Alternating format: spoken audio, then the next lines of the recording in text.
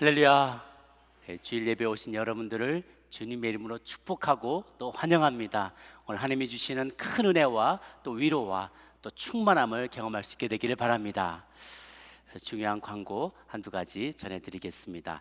다다음 주죠. 9월 11일 주일 오후 1시에 본당에서 인선 공동회가 열리게 됩니다.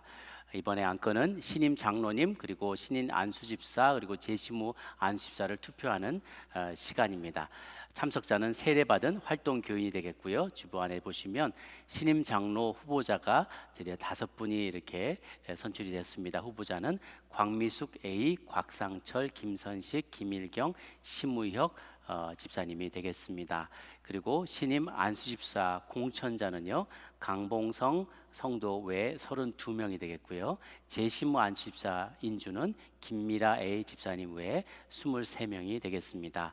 그동안에 우리 공천위원회에서 여러 달 동안 넉 달 이상 10여 차례 계속 모이시면서 기도하면서 토론하고 또 당회도 함께 검증하면서 이렇게 귀한 후보자들을 저희가 세웠습니다. 저희가 내년에 섬길 수 있는 장로님이 딱 4분 남으십니다. 휴무와 또 은퇴와 이렇게 해서 4분이 남기셔서 저희 위원회가 15개 위원회가 되는데 이 4분이 다 감당하기가 너무너무 힘들어요.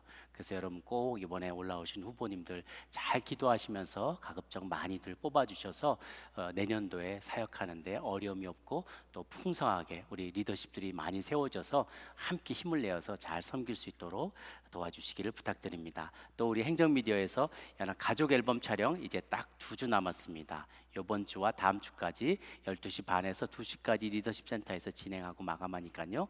꼭 참여해 주셔서 저희 여러분을 사진을 매일 보면서 또 기도할 수 있도록 도와주시기를 바랍니다. 자, 오늘은 하나님이 자기 피로 사신 교회라는 제목으로 말씀을 나누겠습니다. 지난주에 우리 말씀 여러분들 기억하실 겁니다. 사도 바울이 3차 전도 여행을 에베소에서 이제 떠나가서 고린도까지 다 갔다가 다시 이렇게 또 돌아오는 길에 밀레도까지 오는 장면을 우리가 봤죠. 그때 우리 드로아에 잠깐 들렀을 때 거기서 창문에서 떨어져 죽은 3층에서 떨어져 죽은 유두고의 이야기 기억하시죠? 그래도 하나님이 집에서 딴 데에서 주무시는 것보다 피곤하더라도 교회에서 주무실 것, 교회에서 자더라도 은혜 가운데 있으면 하나님이 살려주신다.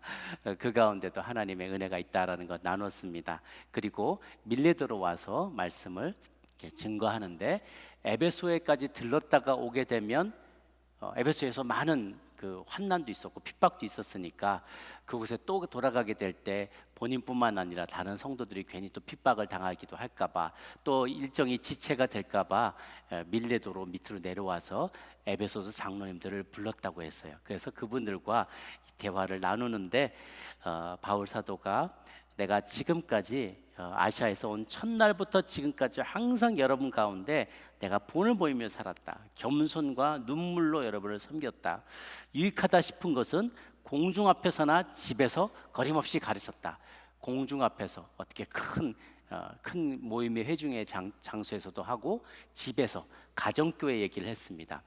집에서 모이는 그 공간에서도 내가 열심히 가르쳐서 두란노 소원에서 2년 바깥에서 또 1년, 토탈 3년 동안을 내가 꾸준히 말씀을 여러분에게 전했습니다. 전했던 내용은 하나님에 대한 회개와 예수님에 대한 믿음, 2가지가 복음의 핵심이었습니다.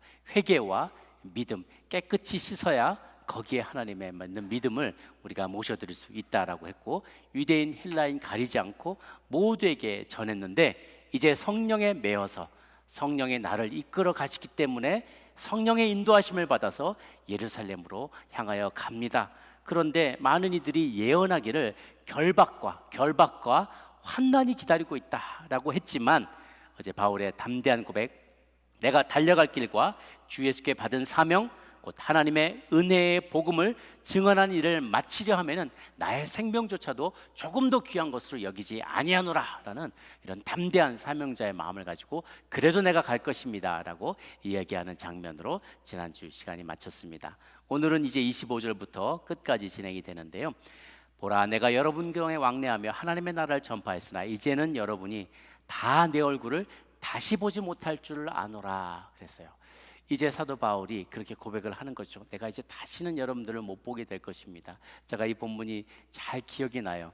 서울에 있다가 샌디에고로 제가 부임을 하다 가게 될 때 그동안 여러 해 동안 너무 아끼면서 살아가고 서로 사랑하고 섬기던 저는 공동체 식구들하고 마지막으로 헤어지는 날 제가 이 본문으로 설교를 했거든요.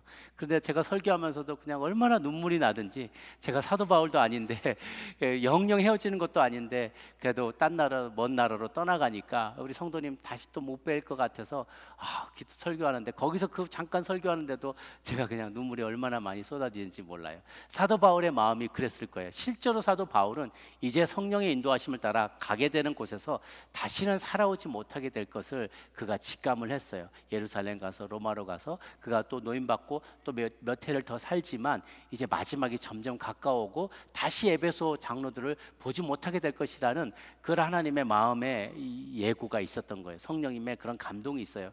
이제 여러분 마지막입니다. 여러분 보는 마지막입니다. 여러분 한번 생각해 보십시오. 여러분들이 늘 이렇게 섬기시는, 같이 성가대 섬기시던 분들이나 같은 위원회에서 섬기거나 같은 어떤 청년부나 어떤 동역에서 섬기던 성도가 오늘이 마지막입니다. 저 이제 먼 나라로 갑니다. 먼 나라로 떠나갑니다. 혹은 사랑하는 우리 성도가 이제 ICU로 들어가거나 혹은 이렇게 이제 마지막 요양소로 들어가게 될 때 이제는 마지막입니다. 이렇게 얘기를 하게 될 때 그 마음이 어떻겠어요? 사도 바울의 마음이 그와 같았다는 거예요. 이제 다시는 보지 못할 것입니다. 그러니까 자기 마음에 생각하는 모든 진심과 자기의 마음을 담아서 마지막 한마디 한마디까지 그 최후의 이별의 메시지를 이제 전하는 것이죠. 그러면서 그가 얘기해요. 26절에 모든 사람의 피에 대해서 내가 깨끗하다고 증언할 수 있습니다. 모든 사람의, 내가 만났던 모든 사람의 피에 대해서, 그 말은 그 사람의 생명에 대해서라는 거예요. 모든 사람의 생명에 대해서 내가 깨끗합니다. 그 말은 내가 그들을 만날 때마다 그들이 꼭 반드시 들어야만 할 복음의 메시지를 나는 열심히 전했다는 것입니다. 죄를 회개할 것과 예수님을 믿을 것에 대해서 나는 놓치지 않고 기회가 생길 때마다 열심히 증거했습니다. 그가 그렇게 얘기해요. 여러분은 여러분에게 보내신, 하나님께서 보내주신 생명, 모든 만나게 해주신 모든 이들의 피에 대하여 깨끗하십니까? 그 피에 대해서, 그 모든 이들의 생명에 대해서 내가 책임질 수 있습니까? 내가 그들의 구원 여부를 결정하는 것은 아닙니다. 그러나 내게 주어진 그 책임, 그들에게 회개의 복음, 회개를 선포하고 그리고 믿음, 예수님을 믿을 때 구원을 얻게 된다는 그 소식, 짧은 소식이지만 그 소식을 전함으로 나는 그 피에 대해서 깨끗한가? 사도 바울은 깨끗하다라고 자신 있게 고백합니다. 그러면서 그가 고백해요. 27절에 이는 내가 꺼리지 않고 하나님의 뜻을 다 여러분에게 전하였기 때문입니다. 하나님의 모든 뜻을 전했다. The whole will of God. 하나님의 모든 뜻과 하나님의 모든 말씀을 남김없이 다 전했다. 지난 3년 동안 내가 남김없이 전했습니다. 모든 인류를 구원하고자 하는 하나님의 계획과 경륜을 나는 다 전했습니다 하고 자신 있게 그가 얘기해요. 여기서 또 한 가지 우리가 좀 더 마음에 배우게 되는 귀한 교훈은 무엇인가? 하나님의 말씀은 편식하면 안 된다는 거예요. 일부만 전하거나 어느 한 부분만 내가 원하는 것, 내가 좋아하는 말씀만 들어서는, 또 그것만 강론해서는 안 된다는 거죠. 저희가 그래서 저희 교회에서는 계속 하나님의 말씀을 강론을 합니다. 강해를 합니다. 차례차례 사도행전 1장서부터 쭉 지금 강해를 해오고 있어요. 그 장점은 무엇이냐면 내가 원하건 원하지 않건 그 다음 본문으로 계속 설교해야 된다는 거예요.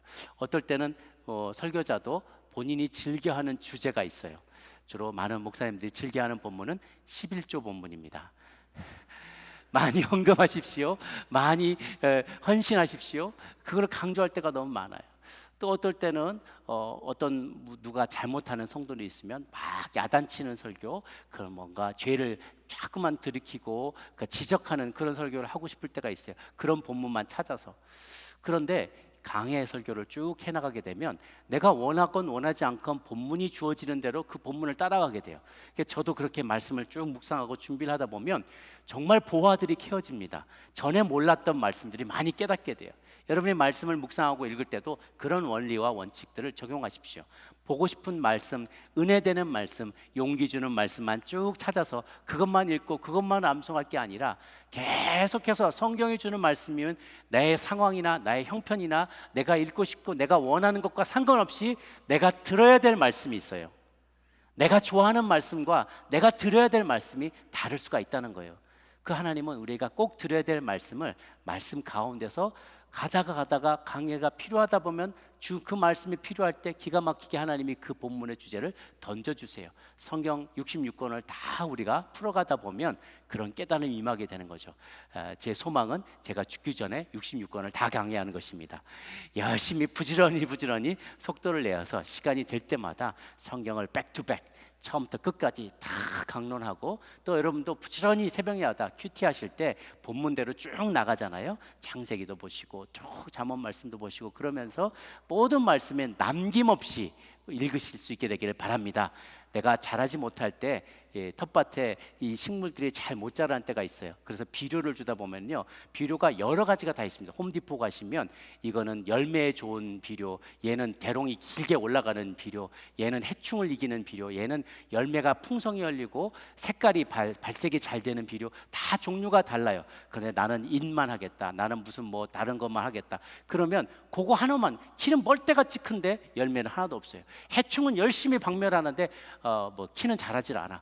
그렇게 편식하면 그런 일들이 벌어진다는 거죠. 하나님, 우리가 골고루 말씀의 모든 부분을, 모든 하나님의 뜻을 잘 전하고 또한 소화할 수 있게 되기를 바랍니다. 편식하지 마시고 하나님의 모든 계시의 말씀, 모든 인류를 구원하고자 하는 하나님의 계획과 경륜이 녹아들어 있는 계시의 말씀을 폭넓게 모두 다 섭취하시는 여러분 모두가 되시기를 바랍니다. 자, 이제 이후부터 28절부터 감독자에게 준 사명을 세 가지를 소개하고 있습니다. 그 첫 번째가 양떼를 돌보라라는 것입니다. 이 말씀의 대상이 되는 이들이 에베소에서 내려온 에베소의 장로님들이세요. 리더십들이에요. 리더십에게 주는 말씀입니다. 28절 같이 한 목소리 읽습니다. 시작. 여러분은 자기를 위하여 또는 온 양떼를 위하여 삼가라. 성령이 그들 가운데 여러분을 감독자로 삼고 하나님이 자기 피로 사신 교회를 보살피게 하셨느니라. 아멘. 바울이 얘기합니다. 여러분은 자기를 위하여 또 온 양떼를 위하여 늘 삼가십시오. 주의를 기울이고 전심전력하십시오. 왜냐하면 성령이 그들 가운데서 여러분을 감독자로 삼았고 하나님이 자기 피로 사신 교회를 보살피게 하셨기 때문입니다. 이들 가운데 리더들이 있습니다. 사실 저는 모든 그리스도인은 다 리더라고 생각합니다. 왜냐하면 세상의 리더로, 세상을 변화시키는 자로, 또 하나님의 복음을 증거하는 자로 우리를 세웠기 때문에 세상 속에 우리는 리더입니다. 또 가정에서도 리더들을 세우셨습니다. 또 우리 교회 안에도 또한 리더들이 있지요. 그리고 저희들도 다 리더들이고 목회자도 리더고 장로님도 리더입니다. 그런데 특별히 overseer, 교회 안에 직분자인 감독자 혹은 장로에 대응하는 말입니다. 이들을 세웠는데 주체가 누구냐? 성령님이 세우셨다는 거예요. 물론 사람들이 투표합니다. 또 공천위원회에서 투표합니다. 이밸류에이션을 합니다. 그러나 그 모든 과정을 통하여 성령님이 일하셨다는 거예요. 성령님이 선택하셨다는 거죠. 리더는 성령님이 세우세요. 그런데 세운 그들의 역할은 뭐냐? overseer, 계속 살펴보는 사람이에요. 계속 살펴보는. 누가 어디 또랑에 빠진 양떼 없는가, 어디서 굶고 있는 양떼 없는가, 어디 다리 절고 있는 이 없는가, 계속 이렇게 살펴보는 역할을 overseer, 감독자로 세우셨다는 거죠. 엘더보다 그 표현이 더 맞는 것 같아요. 엘더는 사실 엘더리, 나이가 많으신 분을 말하는 거잖아요. 노인을 말하지만 그 역할을 더 강조된 overseer라는 표현이 더 적합한 것 같습니다. 하나님께서 우리 특별히 우리 장로교회에 overseer로 세우신, 엘더로 세우신 직분이 두 가지가 있는데 교역 장로가 있고 사역 장로가 있어요. 교육 장로는 티칭 엘더라고 해서 말씀과 성례전에 목사로서 이 두 가지를 위해서 준비된 훈련된 사람들이 목회자로 교역 장로로 쓰이게 됩니다. 저희도 장로 중에 한 사람이에요. 또 룰링 엘더, 사역 장로로 쓰임 받는 이들이 있습니다. 이들은 회중에게 의해서 선출되어서 안수받은 교인들 중에 장로를 말합니다. 여기에 룰링 엘더라는 것은 다스린다는 룰링이 아니라 자있죠, 룰러, 자를 의미해요. 그것은 표준이 되는 사람이에요. 이것이 표준이다라는 것을 잘 알려주면서 성도님들이 과연 캐논이 되는, 표준이 되는 그 말씀에 부합한 충실한 삶을 살아가고 있는지 오버시잉을 하고 잘 분별하고 평가하는 것이요, 그리고 또 그들이 그렇게 잘 살 수 있도록 강화하고 양육하는 역할을 감당하는 사람이 바로 룰링 엘더, 사역 장로에 해당되죠. 저희는 이게 시무 장로라고 하고 있는데 언젠가는 이제 정확한 표현들로 좀 바꿔야 될 것 같습니다. 이렇게 discern하고 measure하는 사람, 그런 사람들이 이렇게 사역 장로고, 또 말씀과 성례전을 인도하는 사람, 교역 장로 해서 이거 합쳐서 모든 장로라고 부르고 있죠. 그를 그렇게 세우셨는데, 세우신 또한 우리를 부르신 목적이 뭔가? 바로 하나님이 자기 피로 사신 교회를 잘 돌보라고, 잘 돌보라는 사명을 우리에게 허락하여 주신 것이에요. 저희가 어제와 엊그제 이렇게 이 장로에 해당되는 사람들이 다 같이 모였습니다. 교역 장로와 사역 장로들이 다 함께 모여서 교회의 장래에 대해서, 앞으로의 비전에 대해서 디스커션하는 비전 컨퍼런스를 가졌어요. 여러 주제에 대해 15개 위원회의 모든 사역들을 다 펼쳐놓고, 제가 시간이 좀 바쁘긴 했지만 열심히 토론하면서, 때로는 막 얼굴을 붉히면서, 때로는 반박하면서 이것이 맞다 저것이 맞은 것 같다 그러면서 또 기도하면서 저희들이 앞으로의 교회의 미래에 대해서 함께 진단하고 부족한 부분들을 바꿔나가고 또 개선할 수 있도록 여러 가지로 애를 많이 썼습니다. 그렇게 시간을 내기 위해서 나오신 분들 보니까 멀리 출장 갔다가 얼굴이 빨개져서 잠도 많이 못 자고 나오신 분도 계시고, 우리 목사님들은 새벽 설교하고 나와서 꾸벅꾸벅 졸기도 하고, 다 힘드시지만 그렇게 시간을 내어서 열심히 교회를 섬기고자 애쓰는 우리 장로님들, 우리 목회자들과 또 장로님들이 계십니다. 그들이 너무 많이 수고하시는데요, 이곳에 곳곳에도 계시고 우리 목회자도 계신데, 우리 수고하는 모든 분들에게, 리더십들에게 한번 우리 격려의 박수 한번 부탁합니다. 이렇게 섬기라고 세우신 우리 리더들인데요, 그 섬기는 교회가 어떤 곳인가? 단순한 건물이 아니라 온 세상보다 귀한 한 사람 한 사람의 모임이라는 거예요.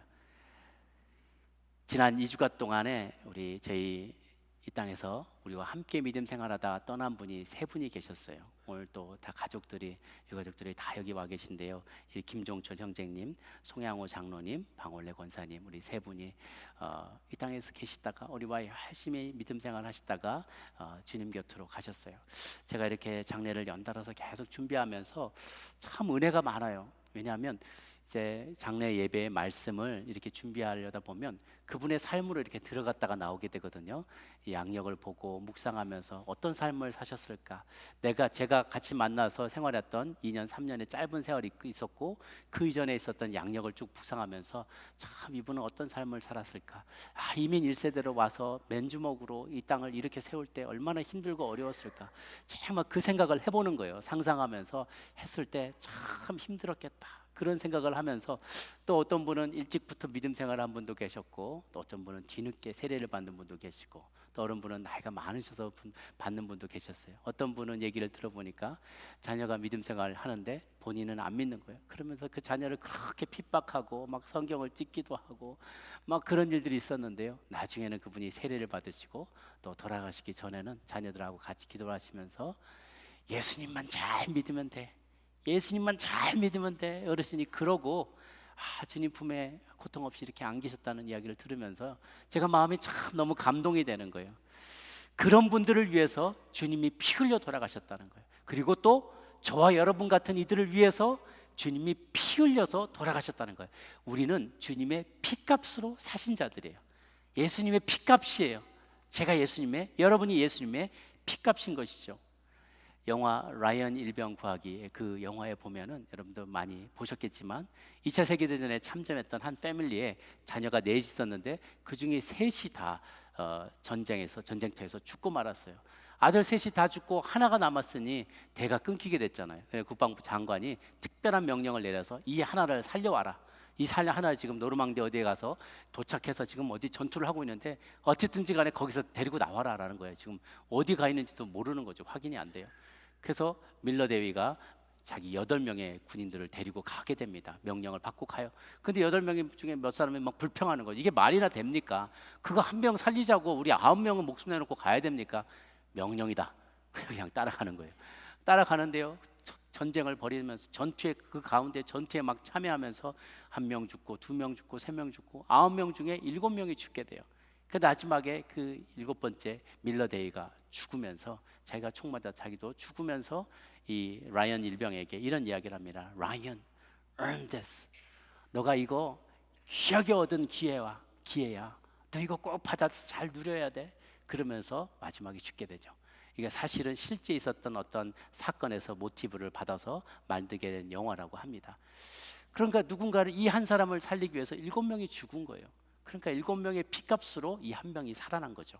그러니까 나중에는 이 라이언 일병이 나중에 나이가 많이 들어서 그 영화의 마지막 장면에 묘지에 찾아와서 7명이 묻혀 있는 그 묘지 앞에서 자기가 정말 참배하면서 그가 이렇게 대답합니다. 질문합니다. 여러분, 내가 잘 살았습니까? 내가 잘 살았습니까? 정말 당신들의 피값에 부끄럽지 않게 내가 잘 살았나요? 라고 그렇게 질문하면서 오해라는 장면이 나옵니다. 제가 언젠가 일전에 어떤 여자분이 그 기사를 본 적이 있는데, 이분이 임신을 했어요. 그런데 임신이 이제 몇 달이 되었는데 몇 달 만에 발견이 됐는 게 자기 몸에 암이 있다는 걸 발견하게 된 거예요.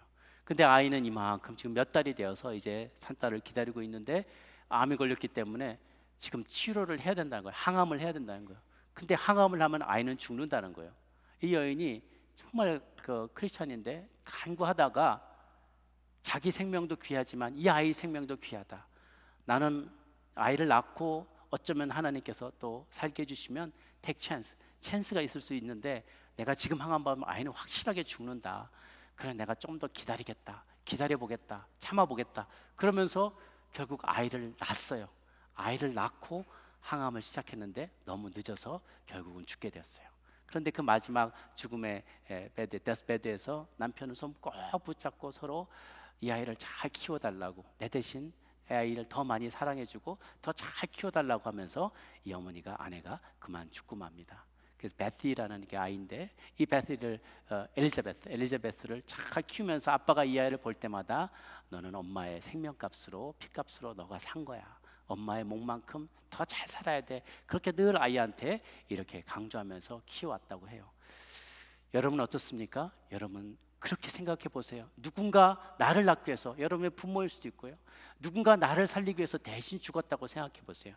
누군가의 피값으로 내가 지금 여기 살아 있어요. 그분이 바로 예수님이라는 거예요.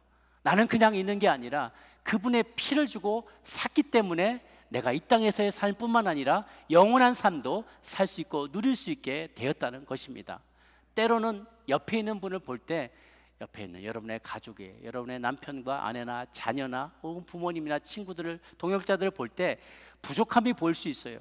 실망스러울 때도 있고 어떨 때는 너무 미워 보일 때도 있어요. 그런데 그분을 볼 때마다 예수님이 저분 때문에 돌아가셨다고, 저분이 피값으로 사신 분이라고, 혹은 내가 예수님 피값으로 사신 분이라고 생각하면, 산 사람이라고 생각하면 결코 내 삶도 그들의 삶도 가볍게 여길 수 없다는 것이죠.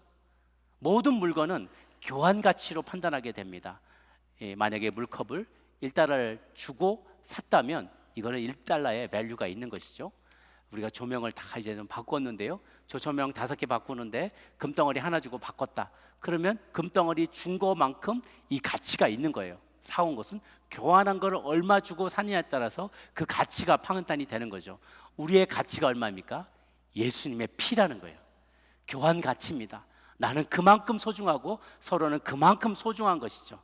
그러니 우리가 서로를 존귀하게 여겨야 되고, 아무리 내 눈에 부족해 보여도 아무리 내 눈에 허물이 보여도 하나님 앞에 존귀한 자라는 것을 늘 기억하며 존귀하게 서로를 대하시기를 바랍니다. 우리 좌우에 계신 분에게 서로 인사하겠습니다. 당신의 가치를 몰라 뵈서 죄송합니다. 함부로 막말하지도 마시고 낮추지도 마시고 욕하지도 마시고 늘 사랑하며 존대하시기를 바랍니다. 이렇게 이 오버시어의 감독자의 사명을 모든 이들 돌아보는, 교회를 돌아보는, 살피는 자, 온 양떼를 돌보는 자라고 했는데, 사실 양떼를 돌보는 오버시어의 역할 같은 것을 하는 직업이 바로 목자예요. 목자, 셰퍼드죠. 목자. 근데 목자는 지팡이를 항상 두 개의 막대기를 갖고 다니는데요. 하나는 지팡이고 하나는 막대기. 그림을 한번 보여주시면요, 하나는 스텝, 하나는 라드라고 해요. 스텝은 가늘고 좀 긴데 꼭 그 꼭대기에 후크가 있어요. 이렇게 툭 이렇게 걸리는 후크가 있단 말이에요. 이 라드는 짧고 두꺼운데 몽둥이 같은 거예요. 근데 항상 이 목자는 셰퍼드는 보통 이 두 가지를 같이 가지고 다닌다 그래요. 그 이집트의 피라미드 밑에 투탕카멘 왕의 이런 커핀 같은 데 딱 보면은 그 앞에 그 금으로 딱 박지해 놓은 그림 있잖아요. 거기 보면 꼭 여기 가슴에 이렇게 하고 두 가지를 같이 잡고 있어요. 하나 막대기 잡고 있고 하나는 후크 여기 스태프를 갖고 있어요. 자기가 목자라 이거예요. 그런데 진정한 목자가 이 지팡이와 막대기를 갖고 다니는데요.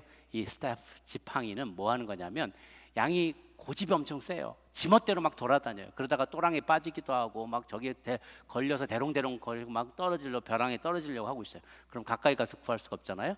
또랑에 막 이렇게 물에 시냇물에 막 끌려가고 그러면은 저 후크 가지고 확 모가지를 채요. 그 목을 콱 채서 이렇게 끌고 올라와요. 그러면 얘를 이렇게 살살 해가지고, 야 가지 말라 그랬지, 말 들으라 그랬지, 이러면서 자꾸 이렇게 데려오는, 돌보고 보호하는 역할을 하는 것이 저 스텝이에요. 그다음 또 다른 막대기 라드는 뭐냐? 요거는 아주 이리 때나 늑대나 비스트가, 야생동물이 막 양떼를 공격하러 오면 이걸로 쫓아내는 거예요.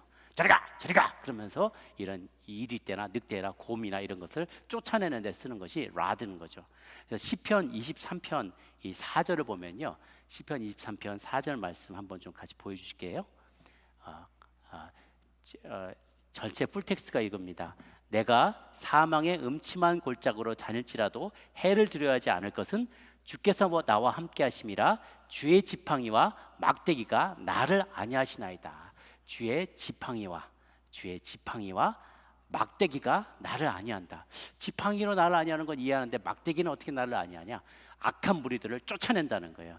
악한 원수마귀들이 가까이 오지 못하도록, 나를 시험 들게 하지 못하도록 쫓아내는, 팬딩 아웃 하는 그런 역할들을 한다는 것이죠. 그래서 이 오버시어에게, 감독자에게 주어진 두 번째 사명이 있어요. 그건 뭐냐? 양떼를 지키라는 것이요. 양떼를 꼭 지켜라.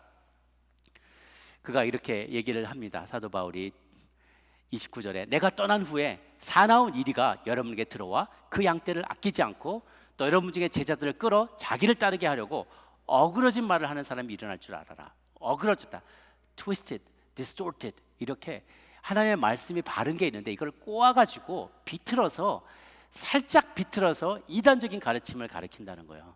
말씀이 쫙 있는데 말씀을 쭉 가르치다가 말하는 막 하나가 끝단자, 다를 자, 끝단자, 이단, 끝이 살짝 다르게 만들어 놓는다는 거예요. 그러면 이건 별로 차이가 안 나는 것 같지만 나중에 이것이 점점 커지게 되면 그 간극이 엄청나게 벌어지게 돼요. 올바른 가르침에서 너무 멀어진 이단적인 가르침을 따르게 된다는 거예요. 이제 사도 바울이 예언하고 있어요. 내가 떠나간 이후에 이런 이단적인 가르침을 가르친 이들이 나타나게 될 것이다. 또 이 중 가운데 배교자도 나타나게 될 것이다. 너희들을 주의해라. 그리고 그들을 물리쳐라 라면서 계속 뻔한 거짓말로 말씀을 꼬아서 찾아오는 악한 이들을 경계하는 말을 하고 있습니다. 사단은 결코 뻔한 거짓말로 찾아오지 않아요. 예수님 하나님의 아들 아니야, 그거 여기서 그냥 믿을 사람이 누가 있겠어요? 성경은 다 거짓말이야 라고 말하지 않아요. 예수님이 하나님의 아들이 맞는데 그런데 한계가 있지. 그는 그냥 인간인데 하나님께 인정받은 인간일 뿐이야 라고 말한다든가, 그는 완전히 하나님이어서 우리는 이해 못해 라고 말한다든가, 아니 꼭 교회 가야 되나, 모든 성경이 다 맞긴 하지, 대체로 다 맞는데 아닌 것도 있어 라고 이렇게 얘기하면서 뭔가 하나가 다르게 말한다는 거야. 이단적인 가르침, 그런 것들을 우리가 허용하면 안 된다 라고 얘기하면서 31절 32절 함께 보도록 할까요?